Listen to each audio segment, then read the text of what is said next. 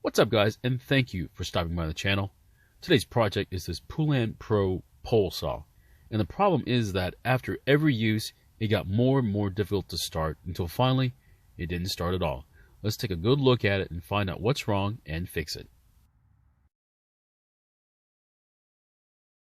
This pole saw was used by a small lawn business, so it has more time on it than an average pole saw. It's definitely not a commercial unit, but it was in working condition when it was received. However, after being used several times over a couple of years, it was getting more and more difficult to start. Finally, the last time it was used, it did not start. Here's the thing, we know it runs, but it has a problem starting, so I'm leaning towards a carburetor issue. Let's get to the carb and inspect the most likely suspect, which is the metering diaphragm. I really don't like this style of engine, as the fuel tank is above the carburetor, and the primer bulb and its fuel lines need to be removed just to remove the air filter base. The fuel line going to the fuel tank and connecting to the primer bulb has already come off due to hardening, so we just need to release the last fuel line going to the bulb.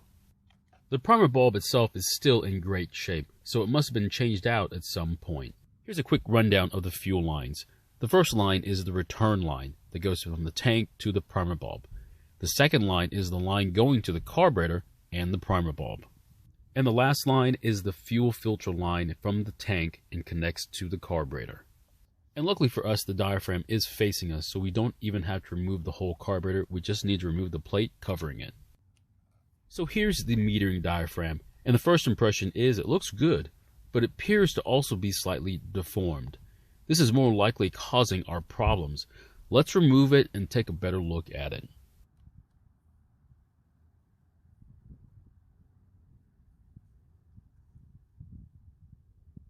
So it is flexible, but it's not moving as much as it should. This would allow the engine to run if it started, but it's getting to a point where it won't let it start at all. So here's our new diaphragm, and as you can see, it's much flatter than the old one, which was more out of shape and deformed. So it's finally time to put the carburetor back together with the new diaphragm. And I'm sure some of you are asking why we're not taking the whole carburetor out and taking it apart. The answer's pretty easy. The history of the saw is very complete, so there's no question about its ability to run. If there was zero history about it, we would have to take it apart and fully inspect it.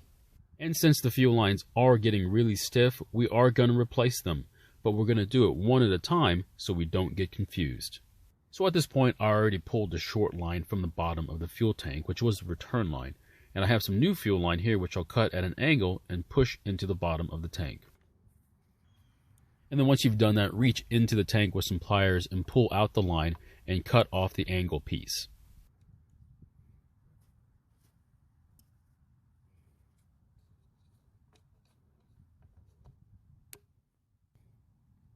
And while you're here, go ahead and pull the old fuel line and filter out of the tank.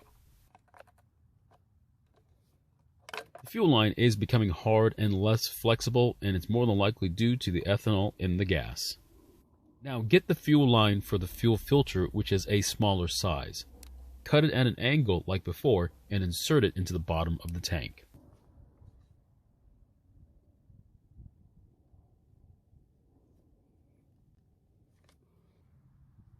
Next, reach into the tank and pull out some of that line that we just inserted and cut the angle piece off. Then you'll insert the fuel filter onto that line and then place the filter back into the tank.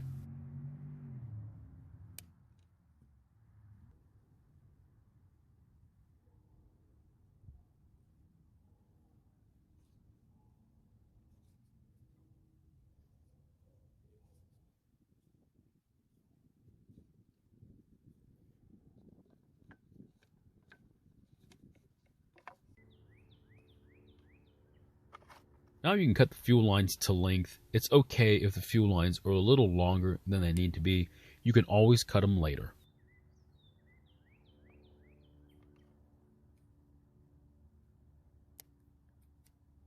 So the smaller fuel line, which delivers gas from the tank, goes to the left side of the carburetor. It can be a little tough getting this size line onto the port.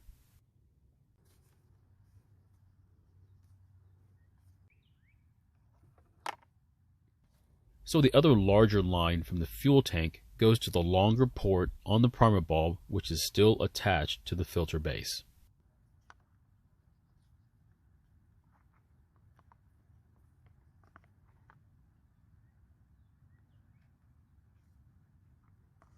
And the last fuel line, which comes from the carburetor, attaches to the shorter port on the primer bulb.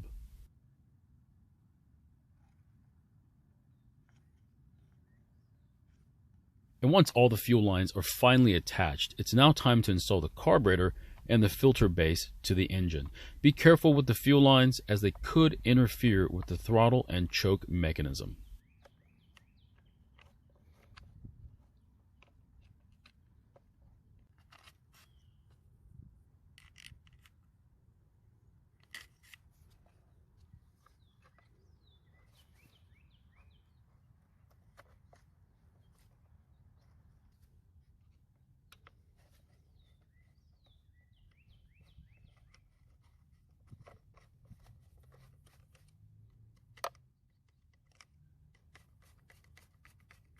And before you finish tightening the bolts for the carburetor, check to make sure that the throttle cable is in the correct alignment, or it will not work properly.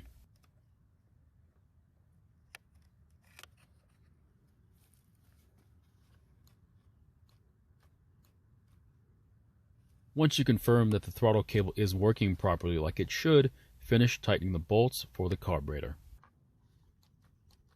And before going any further, move the choke lever to the start position, and confirm that when you depress the throttle lever, it releases the choke.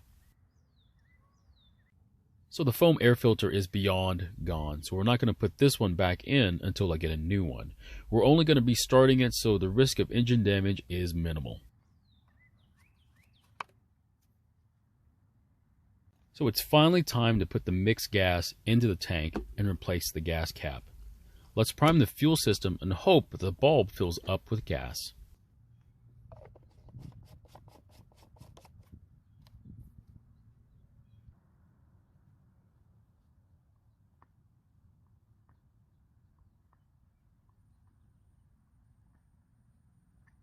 So fortunately, the primer bulb is filling up with gas, which means we can now try starting it.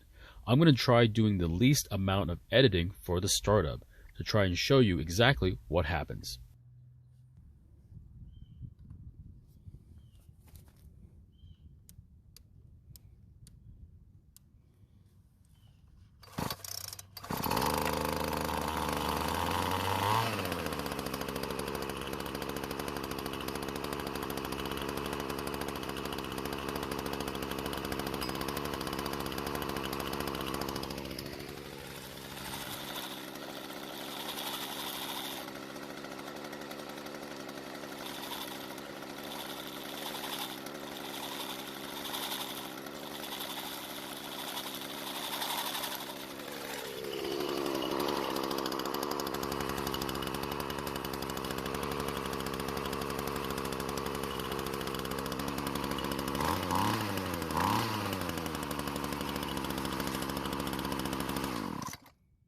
Well, it seems to work just fine, and we didn't need to adjust the carburetor.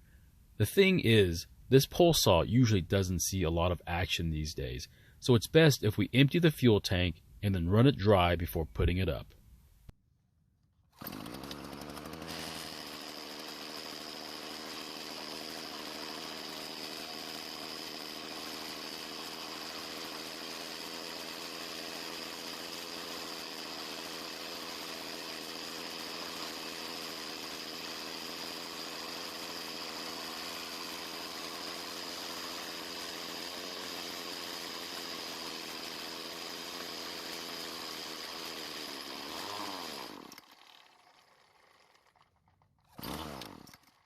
So once it dies, try starting it a couple more times. Then what you'll want to do is depress the primer bulb several times so you can evacuate all the fuel in the fuel lines. Then remove the gas cap to let any remaining gas evaporate out.